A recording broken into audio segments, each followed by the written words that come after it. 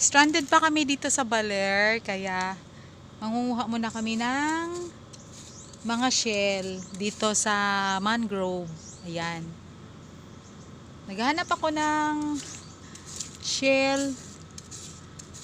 Tsaka maraming alimango dito eh. Hindi ko lang alam paano hanapin yung alimango. Ayan. Ayan. Ito yung after the storm.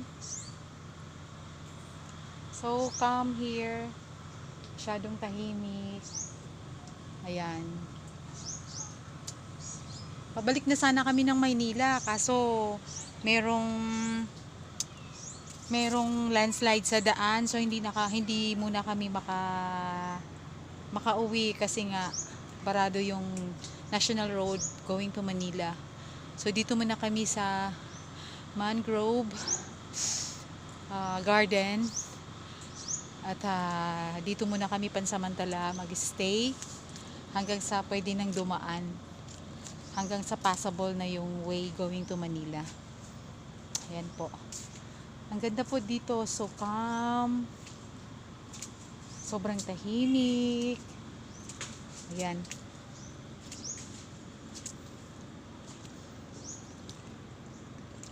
Ayan.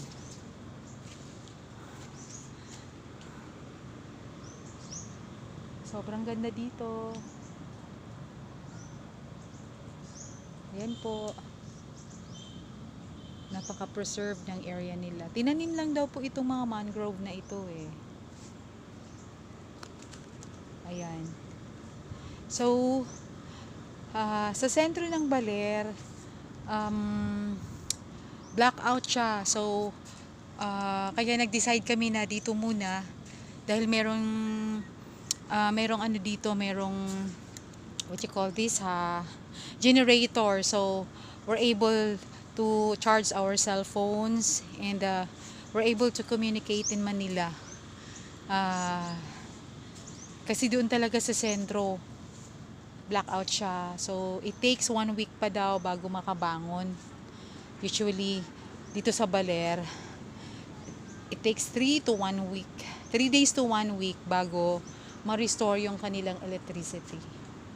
Ayun. So nice. So peaceful. Sobrang ganda dito. Ayan.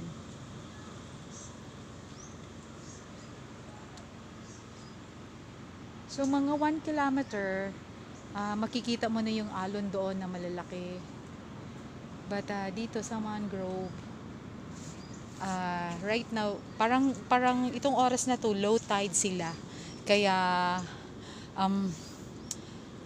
walang tubig dito sa area na to. Usually pag high tide, mga hapon na, yun, hindi mo na ito makikita, itong mangrove na ito. Ayan. So super low tide siya talaga ngayon. Kasi kahapon ng umaga, hindi ito nakikita eh. Ngayon lang nakikita yung mga roots niya. Ayan. So peaceful here. So yun, may mga kubo-kubo din dyan. Makikita nyo yung mga kubo-kubo. Ayan. Right now, naghahanap ako ng alimango o kaya shell. Actually, sa atin, ayun. Actually, dun sa place ng nanay ko, dun sa Bohol, usually pag vacation time, natututo akong maghanap ng shell doon sa tabing dagat kasi sa tabing dagat din sila nakatira before. And natuto akong maghanap ng shell. Ayun, may nakita na ako. Ang cute. Ay, hindi pala. Ay. Ayan. Kailangan mag-effort para makakuha ng shell. Wala kaming magawa dito. That's why ito, ikot-ikot kami kung saan kami pwedeng pumunta. Nakakatuwa nga after the typhoon, kung saan kami umikot para kami mga mga ano yun, Para kaming mga nagtitingin kung saan yung mga nasirang lugar.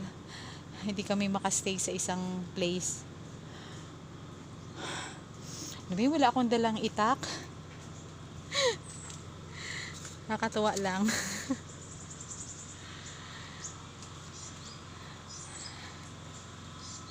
Hello!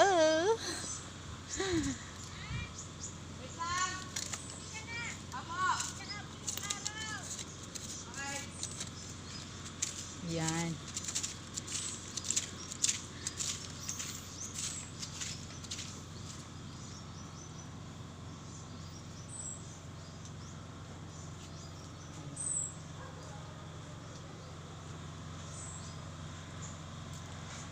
Ayan na si Haring Araw. Wow, thank you Lord. Oh, ngayon ko lang nasilayan. Ang super init. Ngayon lang talaga uminit ng ganito dito. Today. Kahapon medyo maulan, makulimlim. At ngayon lang umaraw. Actually, mangita ko diri og lugod. Para dalhon ako sa Manila. Para na ako'y pasalubong. Ang mga lugod. Ayun, nabasa na ako.